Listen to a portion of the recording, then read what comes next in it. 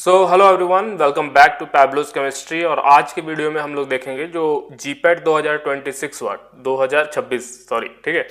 उसमें एक क्वेश्चन पूछा गया था कि मोस्ट स्ट्रेन साइक्लो अल्केनिज, ठीक। तो ये पीओसी जो सब्जेक्ट आप लोग पढ़ते हैं बी फार्मा में, ठीक है, BP 401, BP 302, इस तरीके से कोड्स होते हैं उसके।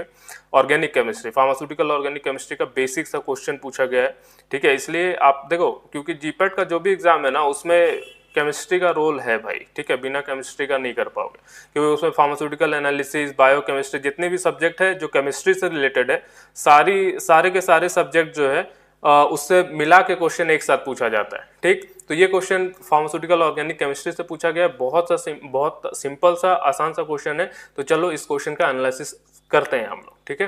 Welcome to Pablo's chemistry. आ जाओ, देखो इस क्वेश्चन में क्या बोला गया कि आपसे पूछा गया मोस्ट स्ट्रेन साइक्लोअल्केन, ठीक है। सबसे ज्यादा स्ट्रेन साइक्लोअल्केन कौन सा होता है। साइक्लोअल्केन होता क्या है?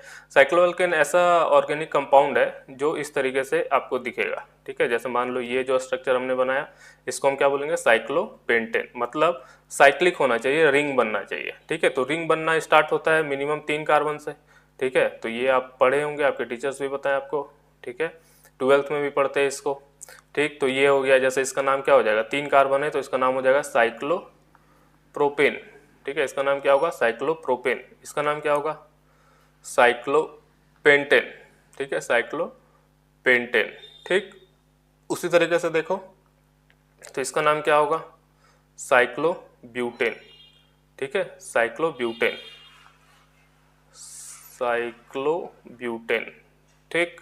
इसी तरीके से और एक ऑप्शन बचा है आपका साइक्लोहेक्सेन, ठीक है। तो ये 4 स्ट्रक्चर आपके पास दिया गया और इसमें से पूछा गया है कि कौन सा आपका सबसे ज्यादा स्ट्रेन वाला साइक्लोअल्केन है, ठीक। तो अब ये सब देखो बेसिक स्ट्रक्चर है और ये बेसिक स्ट्रक्चर्स आपको आप जो बचपन में ज्योमेट्री सीखते थे, मतलब 1 2 3 क्लास में, तो उसमें आपको सिखाया जाता, बताया जाता था कि ये सब फिगर्स होते हैं परमानेंट, जैसे स्क्वायर हो गया, रेक्टेंगल हो गया, ट्रायंगल हो गया। तो उसमें एंगल्स बताए जाते थे कुछ, ठीक है। जैसे मान लो ये यदि ये इक्विलेटरल ट्रायंगल है, इसके तीनों साइड इक्वल होंगे, तो इसके बीच का एंगल क्या होगा? ये होगा ऑलमोस्ट 60 डिग्री का, ठीक है, 60 डिग्री। इधर फिर ये पेंटागन है तो इसके बीच में भी कुछ एंगल होगा। स्क्वायर होता है तो इसके लिए 90 डिग्री बोला जाता है। रेक्टेंगल है तो ये साइक्लोहेक्सेन है तो इसके लिए 120 डिग्री बोला जाता है, ठीक है। तो इस तरीके से इन सब के बीच में कुछ ना कुछ एंगल है। इसका 108 डिग्री के आसपास कुछ आता है, ठीक है। तो इसके इन सब के बीच में क्या है? कुछ ना कुछ एंगल बना हुआ है, ठीक। अब ये जो एंगल्स बने हुए हैं, इनके कारण क्या होता है कि यहाँ पे कुछ स्ट्रेन प्रोड्यूस होता है। कैसे प्रोड्यूस होता है वो हम आपको बता रहे हैं यहाँ पे, कि देखो, क्योंकि ये सब है क्या? अल्केन है, सबके सब क्या है? अल्केन है। अब अल्केन होने से क्या होता है कि आपको पता है कि अल्केन्स का हाइब्रिडाइजेशन क्या होता है? अल्केन्स का हाइब्रिडाइजेशन होता है sp3। हाइब्रिडाइजेशन क्या है, कैसे है, किस तरीके से कैलकुलेट करते हैं, इसके वीडियोस है अवेलेबल, आप वहां पे देखेंगे, ठीक है। तो इसमें क्या बताया गया है कि अल्केन अल्केन का जो हाइब्रिडाइजेशन है, नॉइज आ रहा है,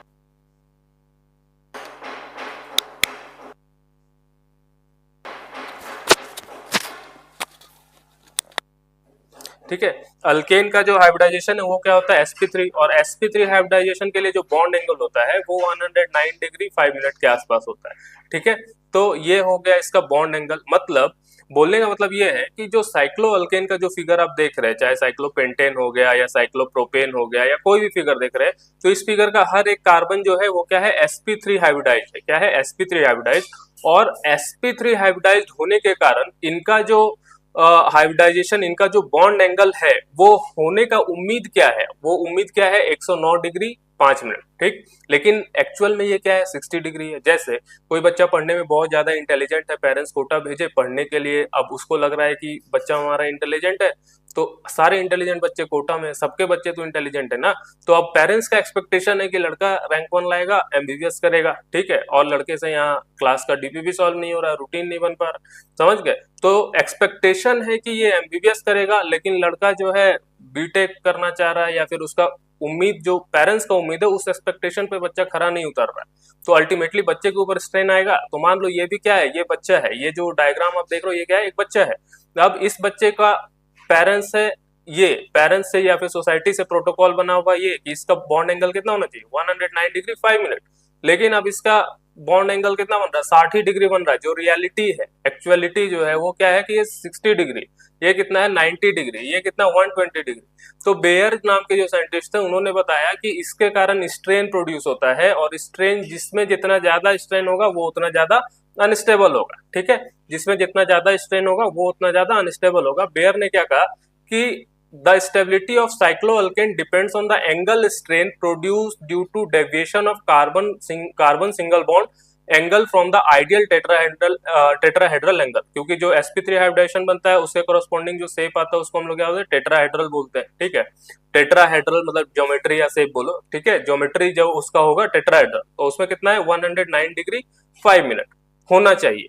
ये है आइडियल टेट्राहेड्रल एंगल। जो भी टेट्राहेड्रल या फिर sp3 हाइब्रिडाइजेशन को ओन कर रहा है उसके लिए बोलेंगे कि टेट्राहेड्रल एंगल 109 डिग्री होना चाहिए, लेकिन होता नहीं है। जैसे साइक्लोप्रोपेन है अपने पास, साइक्लोप्रोपेन का बॉन्ड एंगल, साइक्लोप्रोपेन मतलब 3 कार्बन का ऐसा ट्रायंगल बनेगा, जनरली इक्विलेटरल ट्रायंगल होता है, तो इसमें 60 डिग्री आता है, लगभग 60 डिग्री। ठीक, तो 60 डिग्री है और इसका होना चाहिए कितना 109 डिग्री, बट डेविएशन कितना का हो गया 49 डिग्री का। तो यहाँ पे बहुत हाई स्ट्रेन आ गया, लगभग 5 डिग्री का स्ट्रेन बन रहा है यहाँ पे। ठीक है, तो इसलिए इसकी स्टेबिलिटी क्या होगी, बहुत कम होगी। ये किसने बताया, बेयर्स ने बताया। इसी तरीके से साइक्लोब्यूटेन की जब बात करें तो यहाँ पे 90 डिग्री है, होना चाहिए कितना 109, तो इसलिए स्ट्रेन यहाँ पे थोड़ा कम हो गया, तो 19 डिग्री के पास पहुंच गया, 90 मतलब 20 डिग्री के आसपास। अब यहाँ पे क्या हो गया, हाई है, यहाँ पे एंगल स्ट्रेन भी हाई है, तो इसलिए भी क्या होगा, less stable, least stable less stable में डिफरेंस है।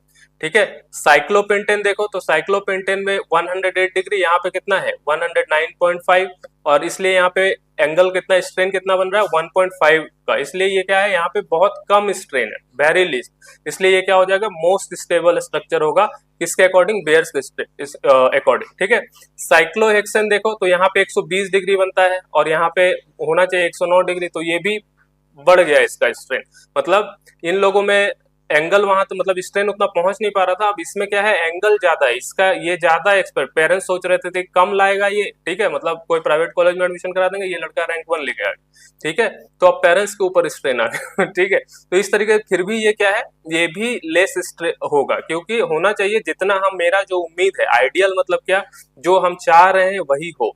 ठीक है, इसको हम लोग बोलते हैं आइडियल कंडीशन। तो साइक्लोहेक्सेन क्या है, ये भी स्ट्रेन प्रोड्यूस कर रहा है। ठीक है, ये भी क्या कर रहा है, स्ट्रेन प्रोड्यूस कर रहा है, क्योंकि आइडियल मेरा 109 डिग्री 5 मिनट था, उसके आसपास रहे, 108 रहे, 106, 107 ये रहे, तो मैं समझ सकता हूँ कि स्ट्रेन कम होगा, लेकिन इस कंडीशन में स्ट्रेन यहाँ पे बहुत ज्यादा हाई हो जा रहा है। ठीक है, तो आप बोलोगे कि सर तो फिर बेंजीन का स्ट्रक्चर में कैसे हम लोग कंसीडर कर ले रहे हैं, तो भाई बेंजीन में क्या है ना कि बेंजीन में यहाँ पे 120 डिग्री, क्योंकि हाइब्रिडाइजेशन बेंजीन में हो जाता है sp2।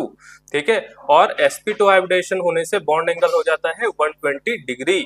तो 120 डिग्री जब हो जा रहा है तो, और इसका होना भी चाहिए sp2 हाइब्रिडाइजेशन में 120 डिग्री, और ये साइक्लोहेक्सेन है तो इसका भी 120 डिग्री आ रहा है, तो यहाँ पे स्ट्रेन बहुत कम है, इसलिए ये वाला स्ट्रक्चर जो होता है बेंजीन का वो मोस्ट स्टेबल होता है। ठीक है, बेंजीन का स्ट्रक्चर क्या हो जाता है, मोस्ट स्टेबल हो जाता है। अब आपसे ऐसा क्वेश्चन भी पूछा जा सकता है, जीपेट हो सके 2027 में पूछ लिया जाए कि which of the following is least strand, अभी पूछा था मोस्ट स्ट्रेंड, अब पूछ लिया जाए लीस्ट स्ट्रेंड साइक्लोअल्केन, तो लीस्ट स्ट्रेंड क्या हो जाएगा, लीस्ट स्ट्रेंड हो जाएगा साइक्लोपेंटेन। ठीक है, और यदि पूछा जाए मोस्ट स्ट्रेंड, तो मोस्ट स्ट्रेंड का आंसर क्या होगा, साइक्लोप्रोपेन।